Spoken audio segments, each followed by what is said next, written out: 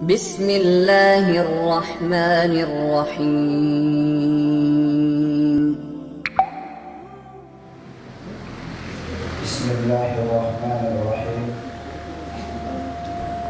Assalamualaikum warahmatullahi wabarakatuh.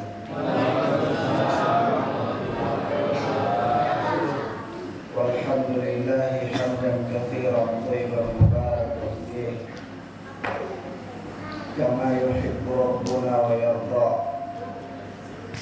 Ashhadu an la ilaha illallah wahdahu la syarika lah wa ashhadu anna Muhammadan abduhu wa rasuluh sallallahu alaihi wa ala alihi wa sahbihi wa man sara ala nahjihi ila yaumiddin. Amma ba'd. Hadirin dan hadirat,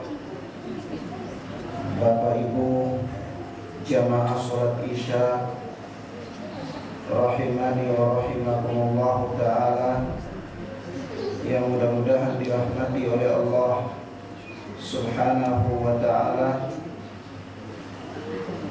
Pada malam yang mubarakah ini, yakni kita masih diberikan kenikmatan oleh Allah, diberikan karunia oleh Allah Rabbuna Jalla Jalaluh untuk melewati hari-hari dan malam-malam Ramadan, yang mana kita lewati dengan sehat walafiat. Tentu ini adalah kenikmatan dan karunia yang besar. Lebih-lebih lagi kalau sekiranya kesehatan yang Allah berikan kepada kita itu kita gunakan untuk pengabdian kepada Allah, kita gunakan untuk beribadah kepada Allah subhanahu wa ta'ala, sehingga waktu-waktu kita tidak berlalu begitu saja dalam kesibukan keduniaan kita. Dan ini merupakan tanda syukur kepada Allah subhanahu wa ta'ala. Sebab itu Allah tabaraka wa ta'ala berfirman, la in syakartum la azidannakum wa la in kafartum inna adabi lasyadid. Kalau sekiranya kalian itu bersyukur kepada Allah, kalian pandai mensyukuri nikmat Allah Azza wa Jalla, kata Allah, la azidannakum, niscaya akan aku tambahkan kepada kalian nikmat-nikmatku untuk kalian. Walakin wa in kafartum, dan jika sekiranya kalian itu kufur kepada Allah, tidak pandai mensyukuri nikmat Allah, kalian abaikan begitu saja, kalian menganggap kesehatan itu perkara yang murah, kalian menganggap nafas itu tidak ada nilainya, sehingga kapan saja ketika kalian bernapas maka bisa bernapas. Kehidupan ini terjadi begitu saja tanpa ada suatu tujuan yang pasti. Maka Allah subhanahu wa ta'ala mengatakan, inna azabi lasyadid, sesungguhnya azabku amat pedih, kata Allah. Hadirin dan hadirat, Bapak Ibu pelaksana salat Isya rahimani wa rahimakumullah, dalam ayat yang lainnya Allah subhanahu wa ta'ala mengingatkan kepada kita. Allah katakan, man a'rada an dzikri fa inna lahu ma'isyatan dhanka. Barang siapa yang berpaling dari peringatan-peringatanku, kata Allah, barang siapa yang mengabaikan peringatanku, tidak peduli dengan peringatanku, fa innahu ma'isyatan dhanka, maka baginya adalah kehidupan yang sempit. Allah Azza wa Jalla memberikan kepadanya kehidupan yang sempit, imma hayatud dunya wa imma hayatul akhirah. Apakah kehidupan yang sempit itu adanya di dunia, dan terlebih-lebih lagi kesempitan kehidupannya di akhirat. Sebab itu kita lihat seorang yang memburu dunia ini, seorang yang larut dalam aktivitas keduniaannya dan dia mengabaikan Allah Azza wa Jalla. Dia merasa rugi kalau menyisihkan waktunya untuk bertakarrub kepada Allah, berkhalwat dengan Allah, berdoa kepada Allah, menjawab seruan panggilan adzan. Dia merasa waktunya disia-siakan dari pekerjaannya. Maka kita dapati orang ini urusan kehidupan dunianya tidak pernah beres. Dia mengejar dunia layaknya seperti dia mengejar bayangan. Semakin dia kejar, maka semakin jauh bayangannya. Tidak pernah dia bisa menggenggam bayangannya tersebut.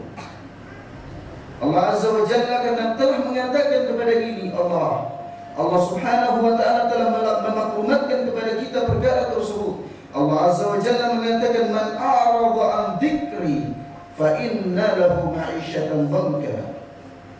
Barang siapa yang berpaling dari peringatanku, maka baginya kehidupan yang sempit.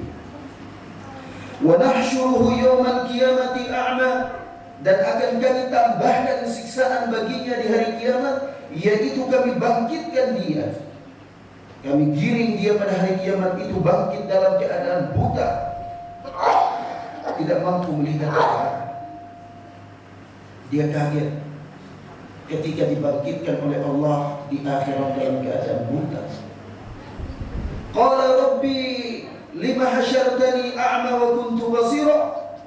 Dia akan mengatakan, ya Allah, kenapa engkau bangkitkan aku dan menggiring aku pada hari ini dalam keadaan buta, wa kuntu basira, padahal dulunya di dunia itu aku bisa melihat, ya Allah. Kemudian Allah Azza wa Jalla mengatakan, qala kadzalika atatka ayatuna fanasitaha wa kadzalika al-yawma tunsa. Yang demikian itu karena dulu waktu di dunia itu engkau sombong. Waktu di dunia itu engkau merasa dirimu besar. Waktu di dunia itu engkau abaikan peringatan-peringatan kami. Waktu di dunia itu engkau lupakan peringatan-peringatan kami. Kadzalikal yawma tunsa, maka pada hari ini engkau pun dilupakan, kata Allah. Allahu Akbar. Hadirin dan hadirat, kalau Allah lupakan kita, kemanakah tempat akan kita meminta perlindungan? Kalau Allah Subhanahu wa ta'ala abaikan kita, kepada siapakah kita akan berdoa dan kita akan mengemis belas kasih? Sebab itu Rasulullah sallallahu alaihi wasallam mengatakan kepada kita dalam hadis, "Lau ta'lamu ma a'lam." Kalau sekiranya kalian mengetahui apa yang aku ketahui, la baqitum katsiran wa la dhahiktum qalilan. Niscaya kalian akan banyak menangis dan sedikit tertawa. Kalau sekiranya kalian mengetahui apa yang aku ketahui, niscaya kalian akan banyak menangis kepada Allah. Kalian keluar ke gurun Sahara, keluar ke tempat-tempat yang sepi, ke tanah yang sepi. Kalian berdoa, memohon dengan belas kasih, merengek, meminta kasih sayang dan rahmat Allah Azza wa Jalla. Dan kalian akan sedikit menangis. Tapi karena memang kita tidak tahu, kita tidak tahu apa yang diketahui oleh Rasulullah dari kehidupan dunia ini. Yang kita tahu umumnya kehidupan dunia ini makan, tidur, bangun, makan lagi, dan tidur lagi. Kalau makanan telah habis, maka bekerja untuk mencari makan. Itu saja yang kita tahu. Kita tidak tahu kalau sekiranya setelah kehidupan di dunia ini ada kehidupan yang lebih besar, ada kehidupan yang abadi, ada kehidupan yang tidak pernah selesai. Dan di kehidupan itu tidak ada amalan, melainkan yang ada hanyalah balasan. Jika sekiranya seseorang melakukan kebaikan di dunia, maka balasannya baik. Dan jika sekiranya seseorang durhaka dan durjana kepada Allah, maka balasannya adalah buruk. Dan balasannya abadi dan kekal. Hadirin dan hadirat, Sebab itu puasa Ramadan ini mendidik kita bagaimana kita menjadi pribadi-pribadi yang mampu memanage waktu kita untuk beribadah kepada Allah. Setelah 11 bulan kita disibukkan dengan aktivitas-aktivitas keduniaan, maka pada bulan Ramadan ini kita dianjurkan untuk memperbanyak ibadah kepada Allah. Apakah itu ibadah-ibadah sunnah ataukah ibadah-ibadah wajib. Bahkan kita bersemangat, kita nasyid, kita penuh antusias untuk melakukan ibadah qiyamul lail pada malam Ramadan. Hadirin dan hadirat, manusia setiap kali memasuki waktu pagi itu dia menjual dirinya. Maka ada orang yang menjual dirinya dengan adab Allah Subhanahu wa ta'ala. Apabila dia berusaha mempertahankan kehidupan dunianya dengan melanggar perkara-perkara yang maharim Allah, yang diharapkan oleh Allah. Dan ada pula orang yang menjual dirinya dengan surga Allah Subhanahu wa ta'ala. Apabila dia menjadikan kehidupan dunia ini adalah jembatan, sarana untuk mendapatkan kehidupan akhirat yang abadi. Puasa mendidik kita bagaimana agar kita tidak hidup berfoya-foya, tidak menghabis-habiskan waktu kita untuk makan dan minum saja. Kalau sekiranya dalam 11 bulan kita selalu memikirkan makan dan makan, satu hari 3 kali, 4 kali, bahkan mungkin 5 kali kita makan, dan makanan kita sediakan dengan porsi yang subhanallah. Pada bulan Ramadan ini kita dididik bagaimana memanage sehingga makan kita itu, waktu makan kita dikurangi, dan juga porsi makan kita dikurangi.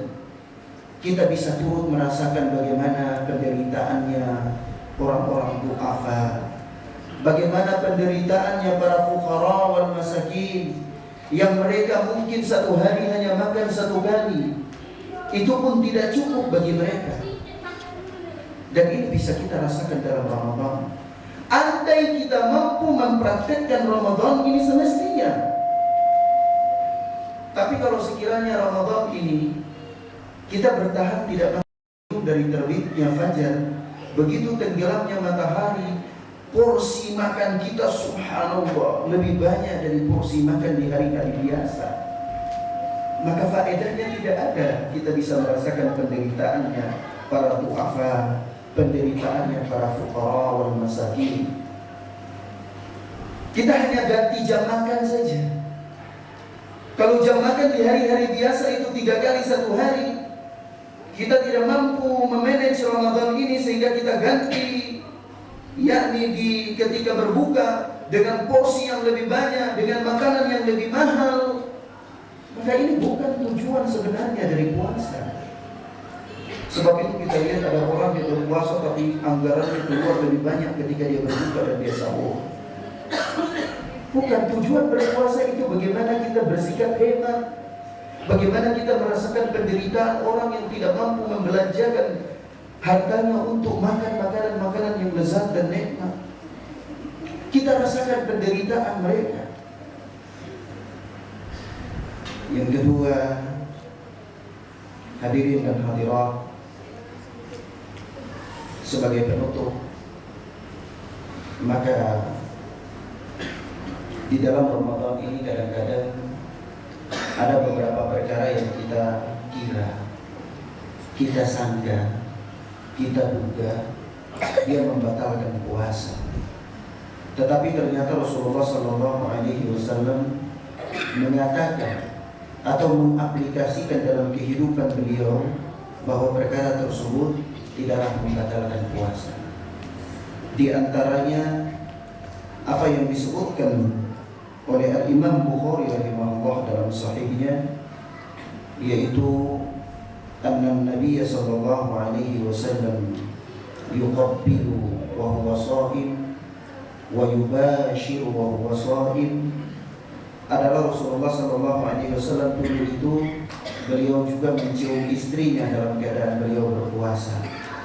Beliau mencumbui istrinya dalam keadaan beliau juga berpuasa. lakinnahu kana amlakahu liirdi, akan tetapi beliau adalah orang yang paling kuat dari kalian menahan syahwatnya. Ini menunjukkan kepada kita bahwa sekedar mencium istri di dalam membatalkan puasa, sekedar mencumbai istri di dalam membatalkan puasa. Yang membatalkan puasa itu apabila jima, dan ini kafaratnya besar, berpuasa 2 bulan secara berturut-turut. Hadirin dan hadirat, inilah yang bisa saya sampaikan pada kesempatan yang mubarak ini. Mudah-mudahan bermanfaat untuk kita semua insyaallah, dan kita melakukan sholat Ramadan dengan penuh khusyuk, tertib, dilakukan secara perlahan, memenuhi tumaknina, karena tumaknina di dalam sholat adalah merupakan rukun dari rukun sholat, yang apabila sholat itu dilakukan tidak dengan tumaknina, maka sholat kita tidak sah dalam pandangan syariat. Hadanallahu wa iyyakum wa barakallahu fikum. Semoga Allah memberikan hidayah kepada kita dan memberikan keberkahan kepada kita semua dalam hidup dan mati kita insyaallah. Wa sallallahu ala nabiyina Muhammad wa ala alihi wa sahbihi wa mawala. Wassalamualaikum warahmatullahi wabarakatuh.